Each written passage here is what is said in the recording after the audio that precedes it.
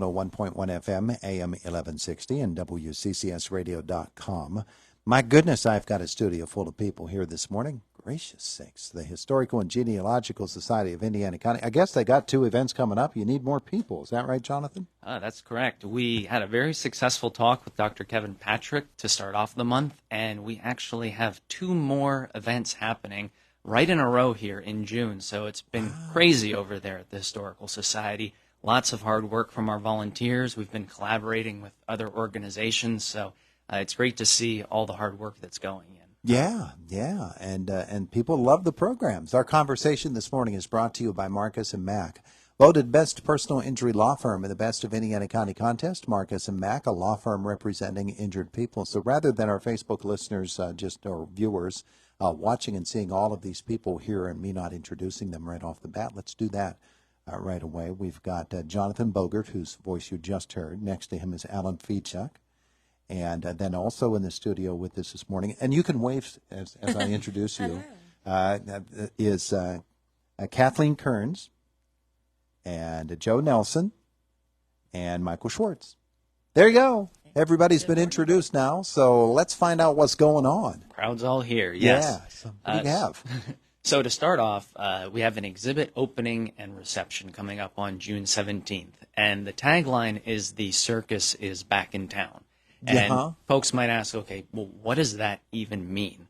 And back, I was going to say, well, all you people come in here and somebody says the circus is back in town. And so yes, back before the age of cell phones and the internet, folks had little hobbies like model building and other items there. And one fella, Paul McGregor, while on vacation, stumbled upon a circus model builders association at one of their meetings. So they had a big setup of scale models of circuses that would have traversed the country during the 19th and early 20th century.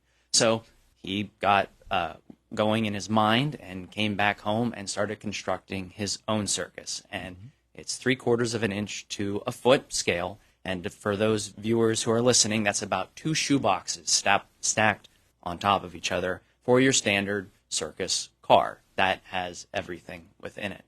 Wow. And it's not just your standard model kit, but everything is handmade. So he would get coat hangers, pieces of wood, heavily researched, heavily decorated, and every item was packed into the back of these circus cars as if it was a fully functional traveling circus. So to put things in perspective for scale, we have the sideshow tent, which is the only tent that we're able to set up that actually fits on the floor because the big top is way too big to set up on the museum floor if you've ever been there. So 8 foot by 8 foot square is going to be the sideshow tent. So it's fantastic. It's all handmade, and that's going to be on June 17th. That we're putting all the finishing touches on that.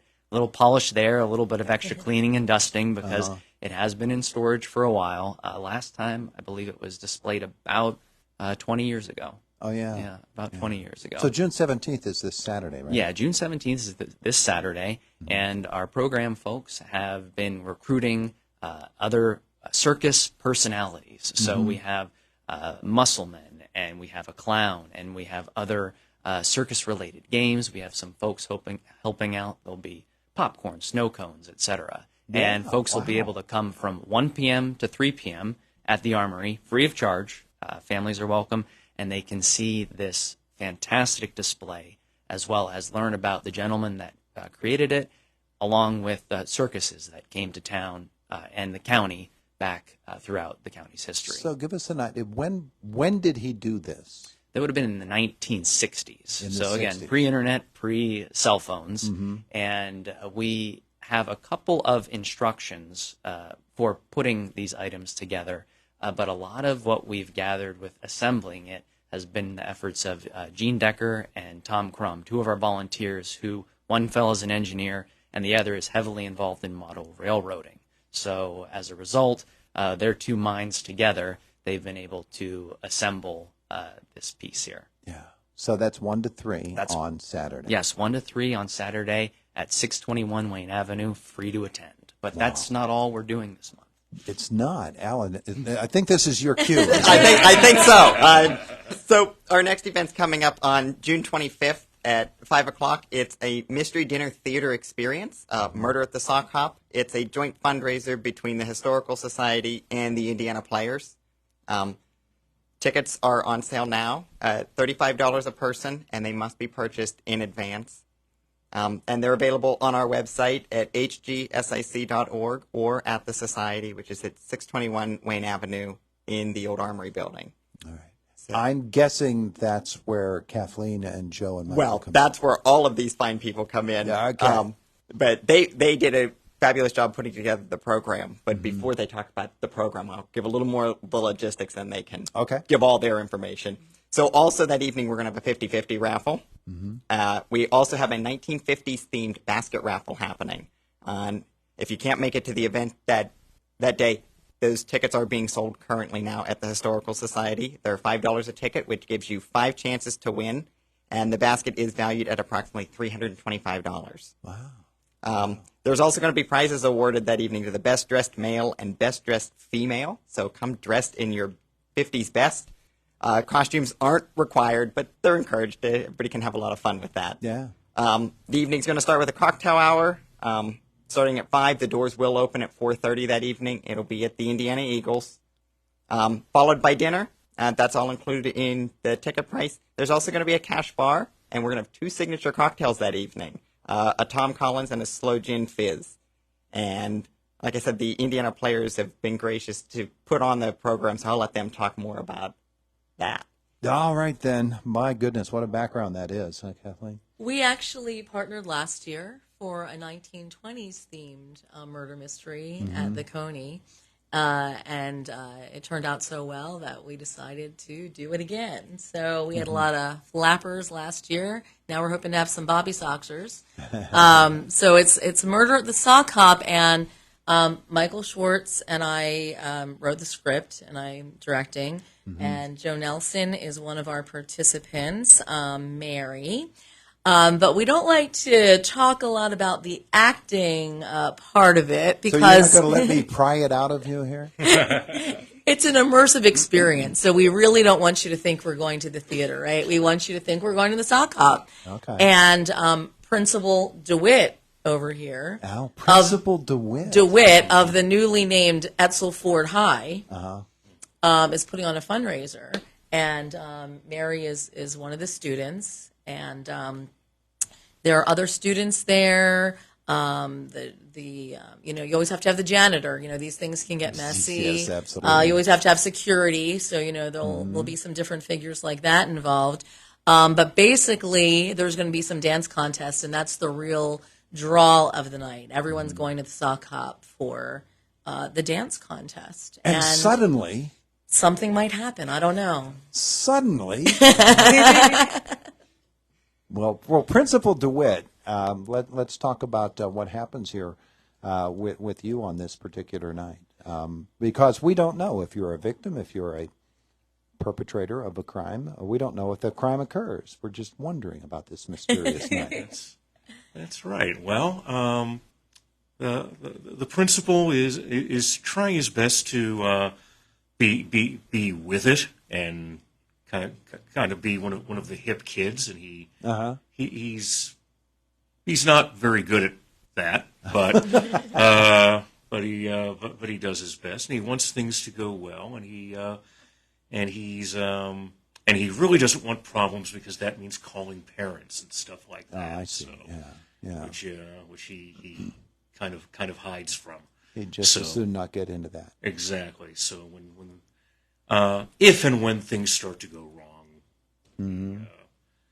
So he principally wants to go about on this night and make sure that all the kids are staying at arm's length away from each other. Oh, exactly. And being Right, proper right. proper young ladies and gentlemen.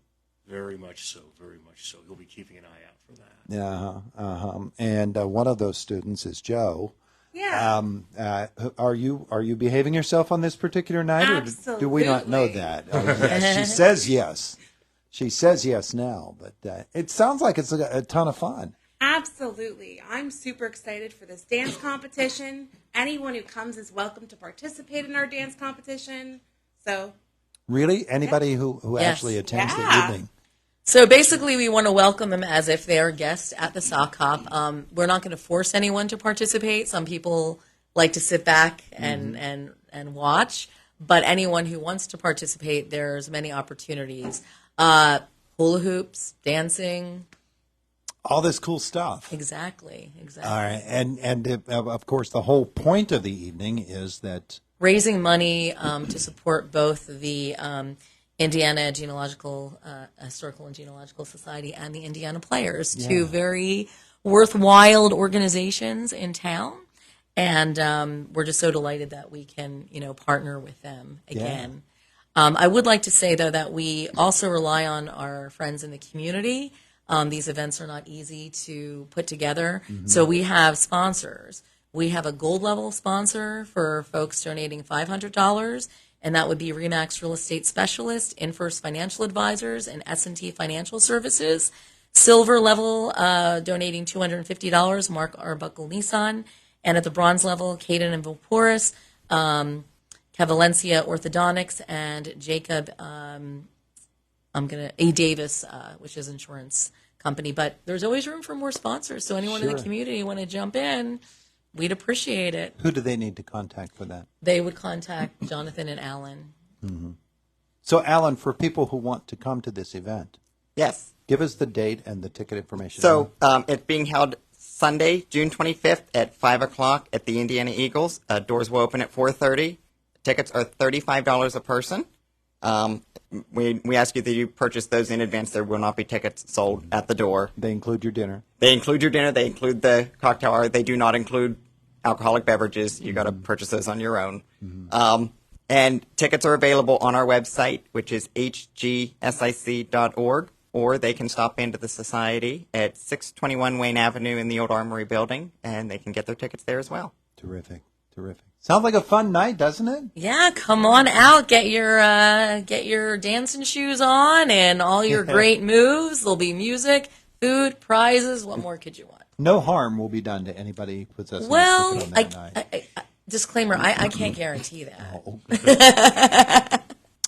If someone wants to go boom, boom, boom, that's probably a good idea. Well, folks, it does sound like a ton of fun, and I'm losing my voice here, but it's good that you all have yours. And we'll look forward to that night. Thanks all for coming in today. Thanks so much for having us, Todd. It is the voice of Indiana County. It's WCCS 101.1 FM, AM 1160, and WCCSradio.com. I'm going to go search for my voice, and we'll find out who's in the newsroom. I believe it's Jake right after the CBS Sports Minute, which is next. Brought to you by S&T Bank.